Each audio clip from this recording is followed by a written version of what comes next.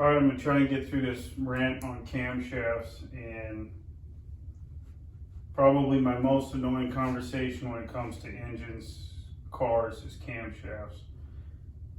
A lot of it is the manufacturer's fault because they treat you like you're dumb. They don't give you the information you need to make a good selection on camshafts. They're going to tell you the cam they want to sell you, part number XX. It's a 510, 530 lift cam. It's got 270 degrees total advertised duration. That's what they give you, and they expect you to look through a list of cams and pick the cam you want based on that.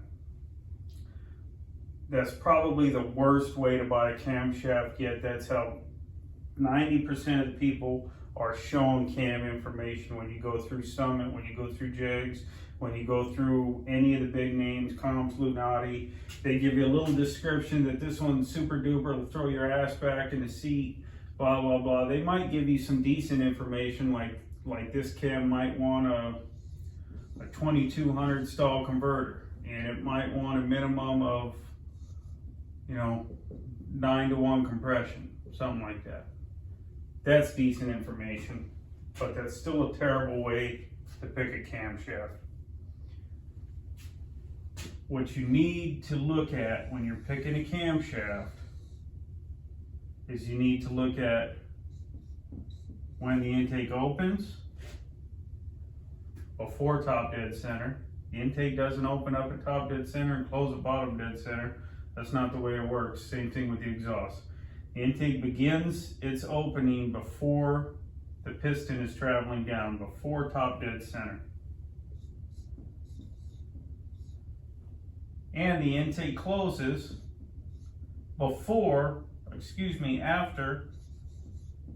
bottom dead center. Your intake valve opens before your piston is at the top of the cylinder.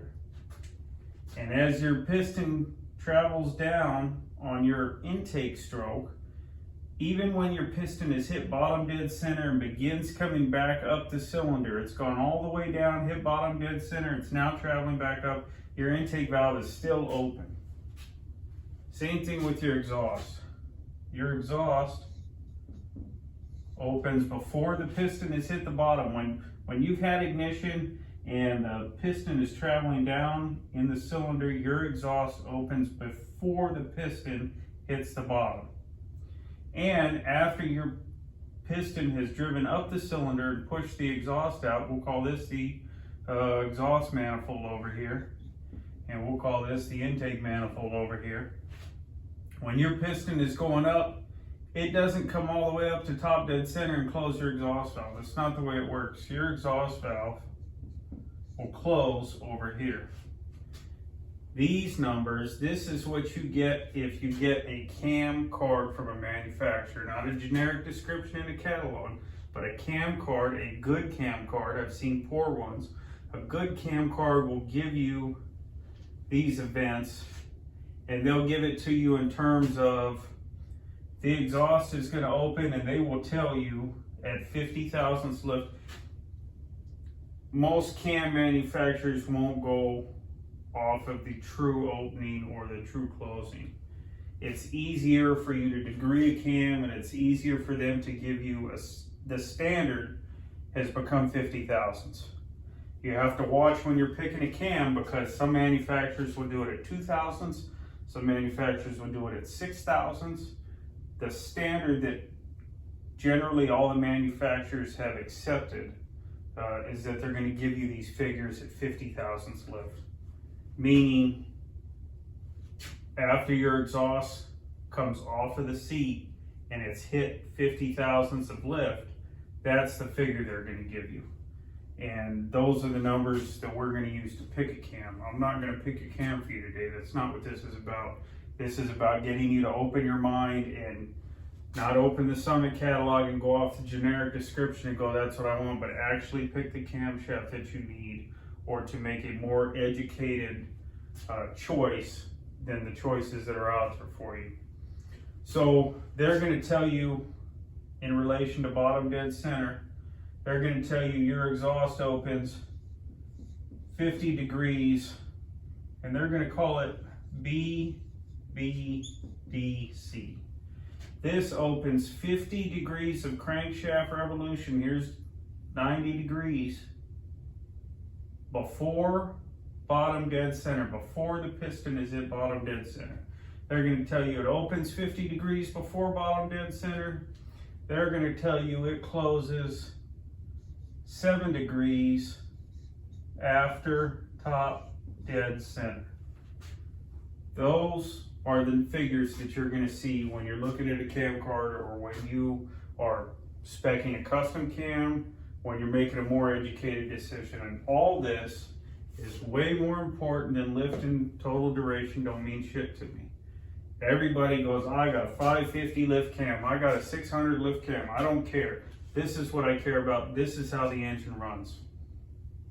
Same thing with your exhaust. So, your intake. So your intake is going to open 20 degrees before top dead center. And your intake is going to close, well, let's just say 20 degrees. It's probably a poor number. After bottom dead center. On some cams, you want to pay attention. Let's say on your cam card, your exhaust actually closes up here. Then they may tell you it's negative 7 degrees after. They're still going to say it's after top dead center, but they're going to say negative 7, meaning it's closing 7 degrees before top dead center. They'll call it negative 7 ATDC. It's just the way it is. So these events control everything in your engine. When you are building an engine, when you're designing whatever you're designing, drag car, NASCAR, speedboat, tractor pulling, whatever, your camshaft should be the #1 part that you choose. Your camshaft should be the very first thing you pick. And you're going to pick a camshaft with timing events and cranking compression and cylinder pressure and everything that does what you want that engine or that vehicle to do. You start with your camshaft. Then every part that you buy should support what that camshaft is trying to do.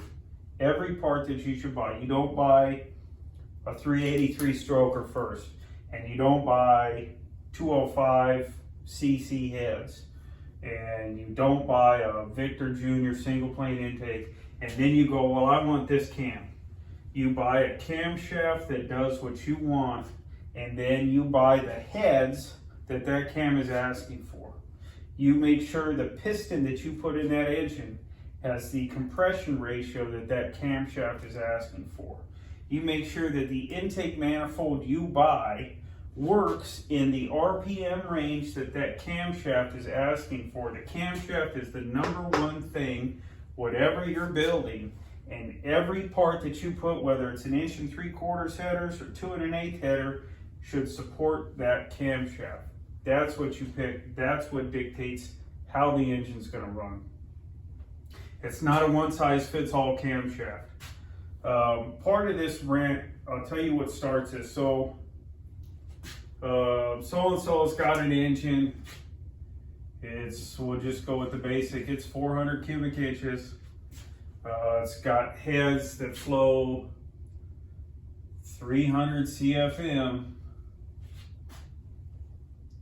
If he already has a cam that's supporting this combination, if he already has a cam, if this head flows 300, and I'm drawing on the fact that I hope you guys see where I'm going with some of this in terms of when I say 300 CFM, I hope you know what I'm talking about. If not, I'll make a more generic video later. When I'm talking 400 cubic inches, I hope you actually understand what that is. So he's got a 400 cubic inch motor. It's got 300 CFM heads. The heads flow great to 0.700 lift, and then his flow numbers start to stall, drop off. He's got turbulence in the port. Beyond that, he's not doing anything. If this guy running whatever, 10 flats and a quarter, and he says, I'm going to go faster, I'm going to put in a cam with more lift, with more duration, a fat, nasty cam. This thing's got 825 lift, and he doesn't go any faster. In fact, he goes slower because his camshaft that he had was supporting all the CFM that head could do. It was supporting all the RPM, the intake manifold, the header size, the exhaust pipe diameter. The camshaft that he had was supporting everything that his combination can do. And when he goes to a bigger cam, and there's so many people I talk to that do this, when he goes to a bigger cam, myself included, I'll tell you what, I made the same mistake. I was probably 19, 20 years old. I did the same thing. The bigger cam is not going to make that head flow any more CFM than that port can do. If that port's already maxed out, if that rocker ratio is already maxed out, if that port is doing the absolute best that it can do at that cam, at that 700 lift, going to the 825, which along with that is going to come more duration. If you put that cam in there, it either doesn't do anything at all or it goes slower. And the reason is when you pick a cam and it's got these events, these are going to dictate, makes torque and power down low in the RPM band. It's going to dictate it makes high end horsepower. It's going to dictate it's a good mid-range street cam. These events, coming back to this being the number one thing you need, is going to dictate what that camshaft does. And if your camshaft is already doing everything that you can ask of it, then going to a bigger camshaft doesn't help. It hurts. And I'll tell you why it hurts you. It hurts you because his combo, his engine, makes power from 2,500 to 6,500. He starts pulling, he starts making good torque and horsepower on his dyno graph. At 2,500, he's got a 2,800 stall converter. So he's coming out of the hole. He's making power right away. He's in his power band. He carries that through the lights on his 700 cam. Now his 825 lift cam, it makes power from 3,800 to 7,500. So he's got his, now he's screwed up his combination. Now he's got that 2,800 stall torque converter, and he was coming out of the hole at 2,800. He was already in his power band. He's pulling hard from the Christmas tree to the traps. Now he puts in a bigger cam. He comes out still at that 2,800 because now he screwed up his package, and he comes out and he's a dog off the line because he hasn't hit the power band that camshaft's designed to. He's making less torque on this camshaft at 2,800 RPM than he's making on this camshaft at 2,800 RPM. Now this camshaft in the dyno graph at 6,500 RPM, he's making more horsepower, but he's lost so much on the bottom end. He's lost so much off the line that whatever he makes in excess up top doesn't make up for what he's already lost coming off the line. So he's put in a bigger cam, and all he's done is screwed up his combination, and he goes slower. And the reason he goes slower is, let's say he makes a ton of power at 7,500 RPM, but his intake and his heads and his header diameter exhaust pipe only pulls to 6,500. Starts becoming a restriction. The port's not big enough. The valve area is not big enough. The exhaust pipe diameter isn't large enough. His combo was only pulling to 6,500. So he's never going to hit that 7,500. He's never going to make power to the 7,500 because he's already maxed out his heads. He's already maxed out his combination at 6,500. So all he did was he lost on the bottom end, and you can forget about that. He ain't doing that. He's doing that same 6,500 that his carburetor, CFM, and intake manifold and everything is designed for. So now he's gone from a 2,500, 6,500 power band to 3,800 to 6,500. He's just given up on the bottom end. And I'll give you a real world example of that. So When I was 19, my 69 runner 383 car, I had a great camshaft. The camshaft I really love is the 528 solid Mopar cam. I had 456 gears. I had 30-inch ET Streets, 4-speed car. It was a good combination on that 528 cam, and I had 1.6 rockers, so you can add about 30 thousandths lift. So the 528 was like 558. I took the 528 cam out because I'm a 19-year-old dumb kid and I wanted bigger and better, and I put in Mopar's 557 cam. I only went slower. I did the same thing. That 528 cam worked great with that combination. It worked great with my pocket ported iron heads. It worked great with my old school Edelbrock torquer intake. I think I had a 750 or 800 CFM carb on it at that time. It worked good with that combo on the 528. My heads were doing everything that they could do. When I went to the 557 cam, I lost bottom end and I gained nothing up top. My heads were already maxed out. My carburetor was already maxed out. My exhaust pipe was already flowing. My combo was doing everything it could on that 528 solid cam, and by going to that 557 solid cam, I gave up my bottom end and I stopped at the same place on my top end. I made the car, I don't know that I made it slower, but I definitely didn't make it any faster. The car was no better than it was before. I should have put that 528 solid back in there, or if I was stuck on that 557 cam, then I should have added the right intake manifold. I should have got rid of the iron heads and put on aluminum heads. I should have supported that 557 cam, because you buy every single car part in your engine to support your number one choice, which is your camshaft. And I screwed up the package. So I did this myself in real life. I screwed up my package. So these events, I'm going to say it over and over and over, these events are how you need to be picking your camshaft. Yes, lift matters. The only reason lift matters is because lift matters on your flow chart, on your head and your intake and your carburetor. So when you flow your heads, or if you buy trick flows or whatever and they're nice enough, they throw in a flow chart for you. Doesn't always tell you a true number. Most manufacturers are going to lie to you.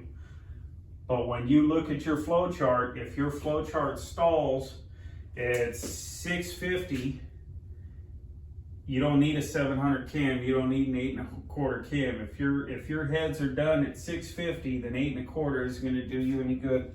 Your cylinder head isn't going to support that camshaft. So lift matters in that respect, but that should be one of the last things you look at. Your valve timing events are going to be more important. So let's go over the valve timing events for a minute.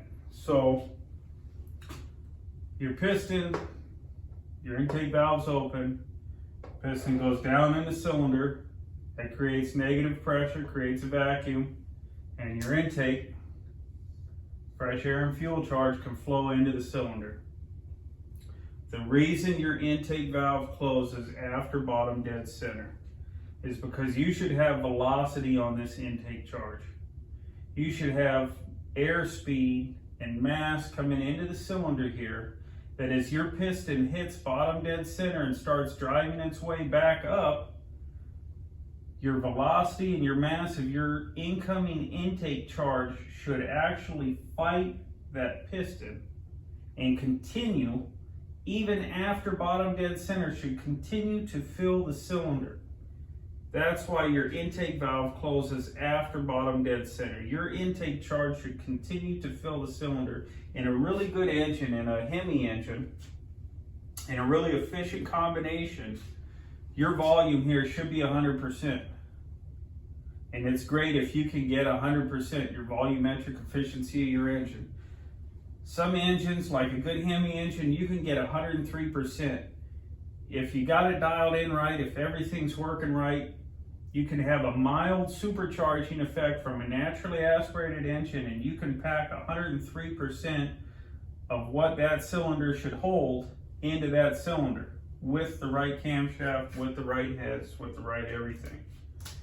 A poor engine might only be 90%. So on, you know, let's say you got an 800 horse V8 and you're 100 horse per cylinder. If you're only 97% efficient, you're only going to get 97 horse out of that cylinder, not 100. Or on a really efficient, say we take our 103% Hemi engine, well, you know, now we're 103 per cylinder instead of 100. So these events matter. It matters whether your engine is supercharged. It matters whether your engine is turbocharged. Both are boosted, both do two different things. A supercharged engine does not have the same exhaust back pressure that a turbocharged engine has. So even though they're both boosted, there is no one boost cam. There is no, this is a camshaft for boost. Is it a camshaft for a turbo, or is it a camshaft for supercharged? Is it a camshaft for fuel injected? Is it a camshaft for carbureted? Is it a camshaft for nitrous? All of that stuff matters on your valve timing events. Let's look at something else. So let's look at, on a naturally aspirated engine, let's say you have, from your intake opening to your exhaust closing, they will both be open at the same time. As your piston is coming up, your intake is opening before it hits stop dead center, but your exhaust valve is still open. Your exhaust is being driven out. It's still open. The intake starts to open over here, and there's a period of overlap here between your intake and exhaust. And let's say that's 20 degrees. So you've got 20 degrees of overlap at 50 thousandths left on your camshaft. That's great for a naturally aspirated engine. But let's say on a turbo engine, I want my exhaust to close sooner. I want my intake to open later. So I want to reduce my overlap at 50 thousandths to 10 degrees at 50 thousandths. The reason for that is, what's the engine doing? Is it a turbo engine, naturally aspirated, nitrous? On a turbo engine, a lot of times, most of the time, you're going to have exhaust back pressure, because that exhaust charge has to drive the turbine wheel. And so you will have back pressure in the exhaust, because the force it's taking to push on the turbine, the exhaust is going to start to back up on you. And so you've got exhaust back pressure.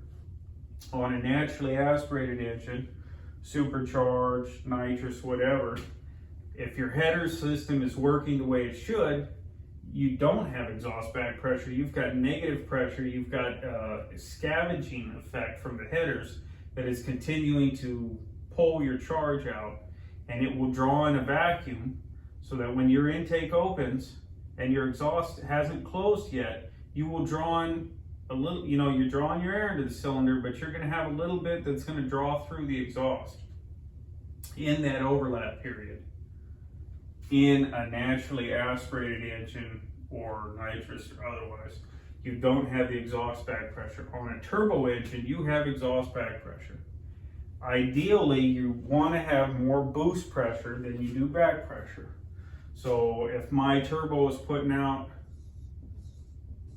20 pounds of boost on my intake, in other words, I'm charging my intake manifold with 20 pounds of pressure, hopefully my exhaust back pressure is something like 7 pounds.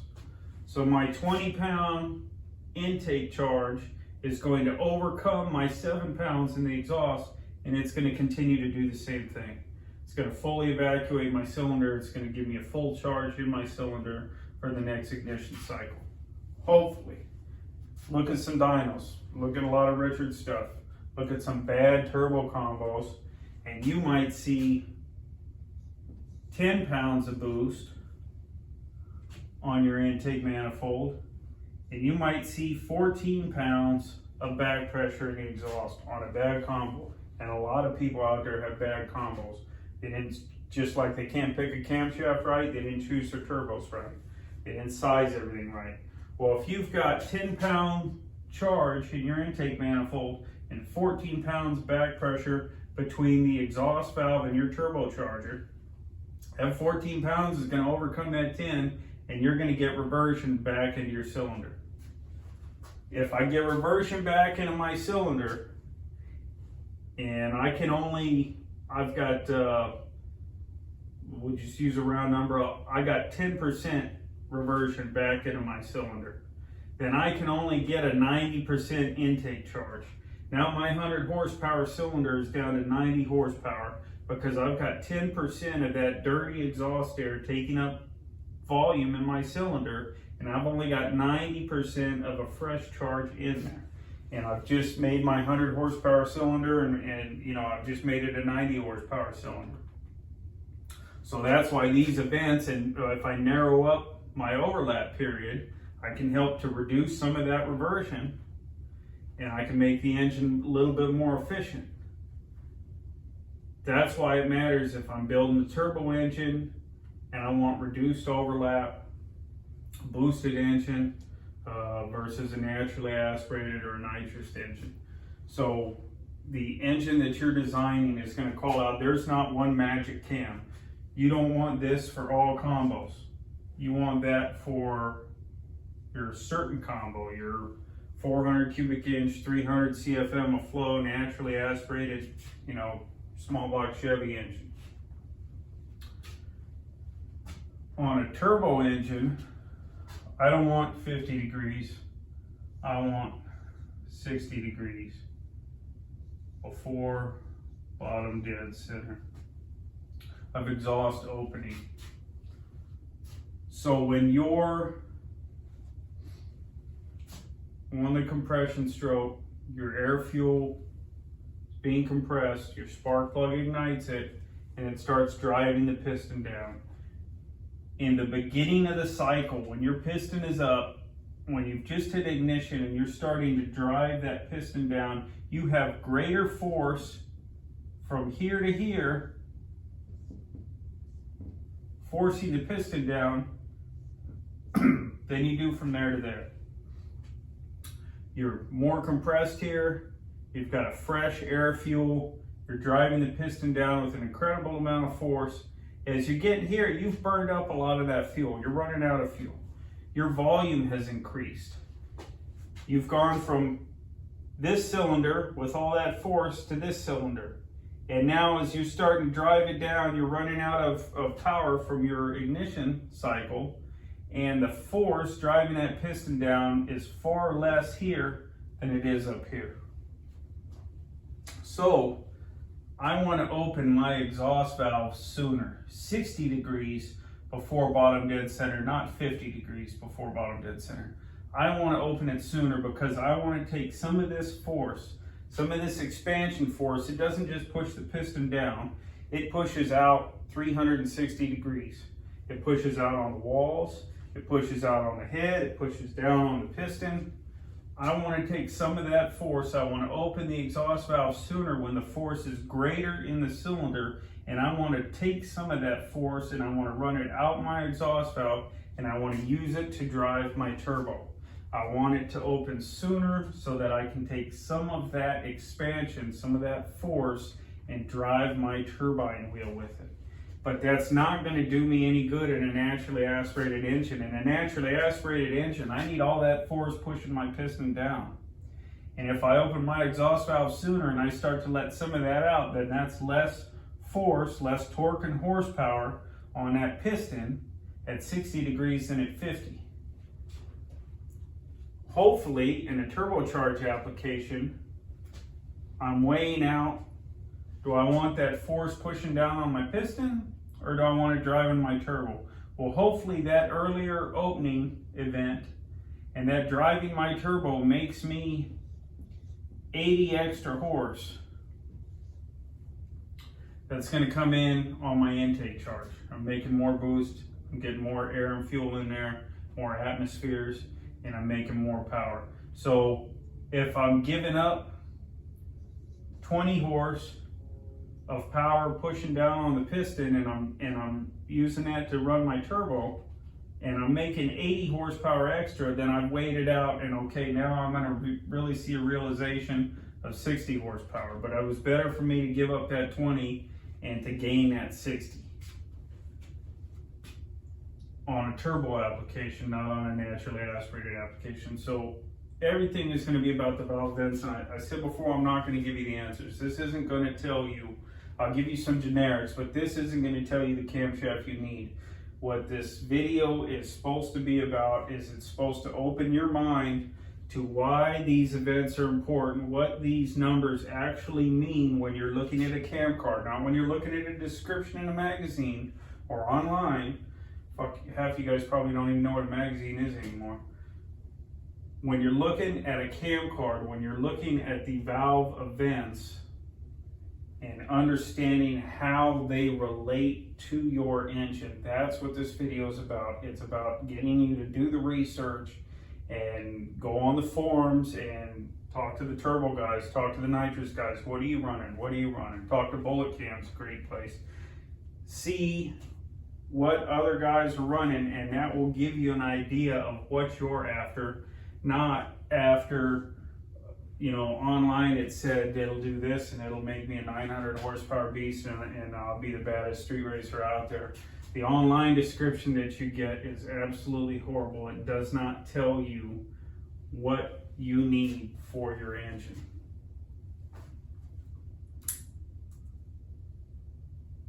There's a lot more to this, but